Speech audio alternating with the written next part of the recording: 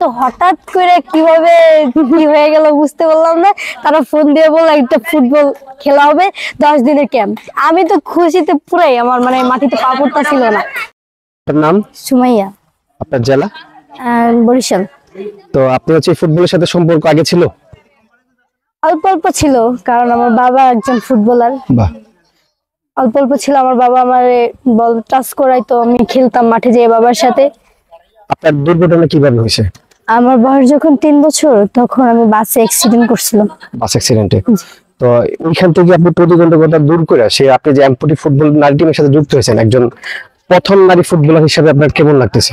আমার অনেক খুশি লাগতেছে, কারণ আমার অনেক স্বপ্ন ছিল ফুটবলার হওয়া, কিন্তু পায়ের কারণে সবাই বলতে হতে পারবে না, হতে পারবে না। আমার বাবা তাও আমার চেষ্টা করেছে, খেলাধুলা সবসময় সে খেলাধুলা করাতো আমার দিয়া, কিন্তু সবাই বলতো আমাদের পাশের লোকেরা যে পারবে না পারবে না। কিন্তু পরে এখানে আসলাম, খুব মানে যতটুকু নিজের চেষ্টা আছে, যত শরীরের এনার্জি সব দিয়ে খেলার চেষ্টা করি, আর আমি অনেক খুশি।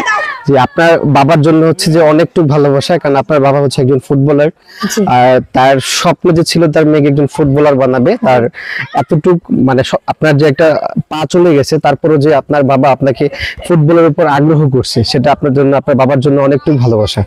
আর আজকে হচ্ছে এমন একটা নারীর গল্প নিয়ে আসছি, এমন একটা মেয়ের গল্প নিয়ে আসছি যে কিনা তার বাবার স্বপ্ন পূরণ করতে আছে ফুটবল মাঠে। যে মেয়েটার ছোটবেলায় একটা পাহারার পরও কিন্তু সে হচ্ছে তার ফুটবলটাকে ছাড়তে পারে না। তার বাবা তার প্রতি কতটুকু বিশ্বাস ছিল, তার পা যখন কেটেও পড়ে যায় তারপরেও কিন্তু তার বাবা তাকে ফুটবলের উপর টাচ করাইছে, বাবা তাকে বুঝাইছে কিভাবে ফুটবল খেলতে হয়, প্রতিটা ফুটবলের ধাপ কিন্তু তার বাবা তাকে নিয়ে গেছে। বাবার কতটুকু ইচ্ছা ছিল তার মেয়ে একজন ফুটবলার হবে, বাবার স্বপ্ন পূরণের লক্ষ্যেই আজ যখন ম্যাচ খেলতে এসে গোল করে সেরা খেলার পুরস্কার পেয়েছিল আজকের এই ম্যাচে।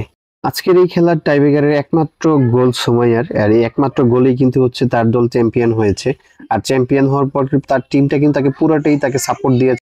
বরিশালের এক অজপাড়া গ্রামের একটা মেয়ে যে কিনা খেলাধুলার লক্ষ্যে আজ শ্রীমঙ্গলে খেলতে আসছে, সেখানে হচ্ছে তার পুরস্কার এবং তার খেলার প্রতি ডেডিকেটেড এবং খেলার প্রতি তার ভালোবাসা দেখে আমাদের অনেকেরই ভালো লাগছে। দোয়া করি সে অনেকটুকু এগিয়ে যাবে এই ফুটবলটাকে নিয়ে, এবং তার ফুটবলের প্রতি ভালোবাসা দেখে, আবেগ দেখে, তার বাবার স্বপ্ন পূরণ করার পর তার কান্না দেখে আমাদের কাছেও খারাপ লাগছে। আসলে তার কান্নাটা হচ্ছে কষ্টের ছিল না, কান্নাটা ছিল তার সুখের। তার বাবার স্বপ্ন পূরণ করতে পারছে, সেই জন্য সে এইরকম কান্নাটা করছে, কারণ সে স্বপ্নেও ভাবে নাই যে সে এক পায়ে তার বাবার স্বপ্ন পূরণ করতে পারবে। সে ফুটবলে এসে তার ফুটবলটাকে ভালো করে দেখিয়ে সে হচ্ছে সেরা খেলা পুরস্কার নিয়ে যাবে এবং তার বাবার স্বপ্নটা সবার সামনে এনে প্রকাশ করতে পারবে, সেটা ভাবেনি। আপনার বাবাকে ধন্যবাদ। আর আপনি হচ্ছে যে এখানে আসছেন এবং হচ্ছে আমরা দোয়া করি আপনারা হচ্ছে বিশ্ব দরবারে আমাদের এমপুটি নারী টিমটাকে অনেক দূর নিয়ে যাবেন, সেই আশাই হচ্ছে আপনাদের প্রতি। সবাই ভালো থাকবেন। আসসালামু আলাইকুম।